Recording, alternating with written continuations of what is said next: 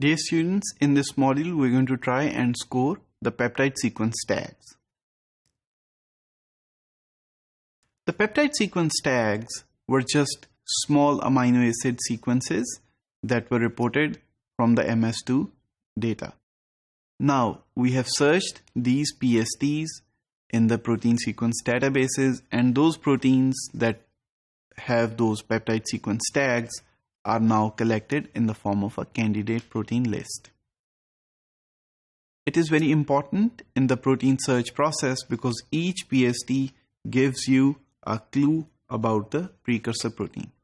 So let's take a look at how we can incorporate them into the search process. The scoring scheme can be very simple to begin with.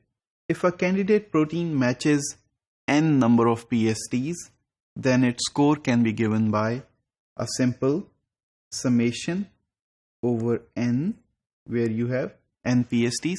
So to give you an example, if protein A has 3 PSTs, protein B has 2 PSTs, then you can have the n here equal to 3 in case of protein A, or equal to 2 in case of protein B.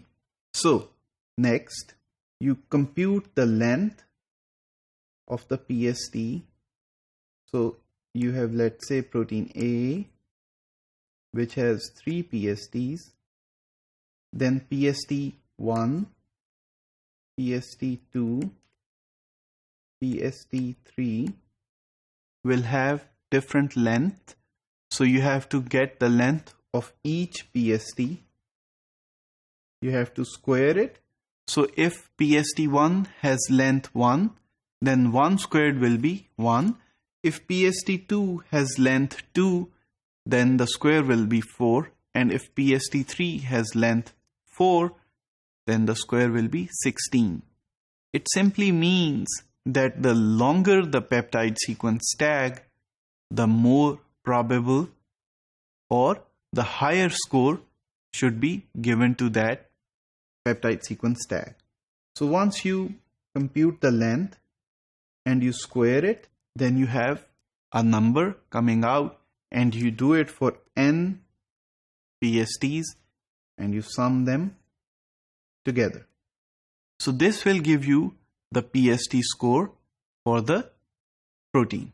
So each protein in the protein database will have a PST score which it got after it was compared with the MS2 data from the experiment. Moreover, there is another concept that we need to introduce here, the RMSE, the root mean squared error.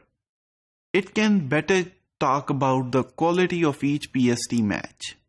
You know that each PST will result from a comparison with the molecular weight of the amino acids. However, there is a chance that the comparison does not give you an exact match.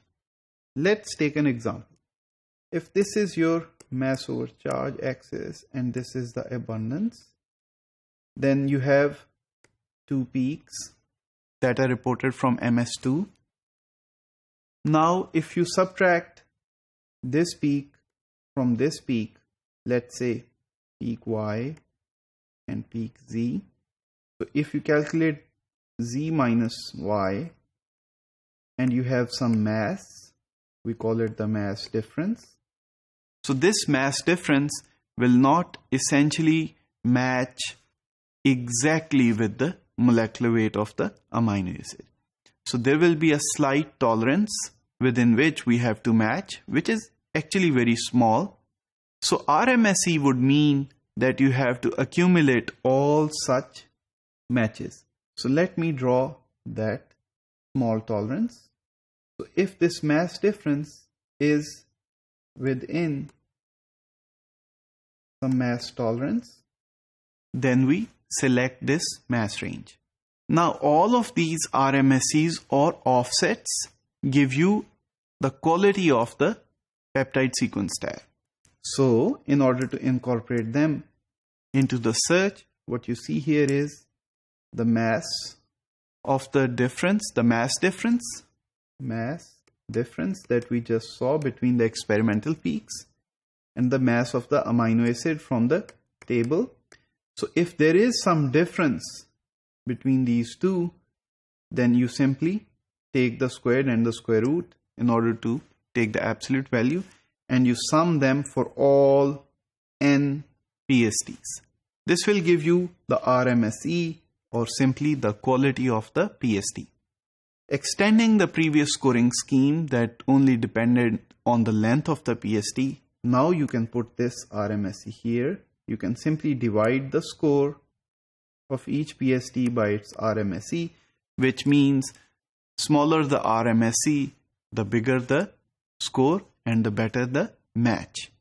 And you arrive at a final PST score. So this PST score incorporates the length as well as the RMSE of the PSTs. So we extract these PSTs and search the entire database, and we arrive at the score, the overall score including the length and the RMSE. We sort the scores and the protein from the database that is at the top. The top candidate protein is most probably the protein of your sample.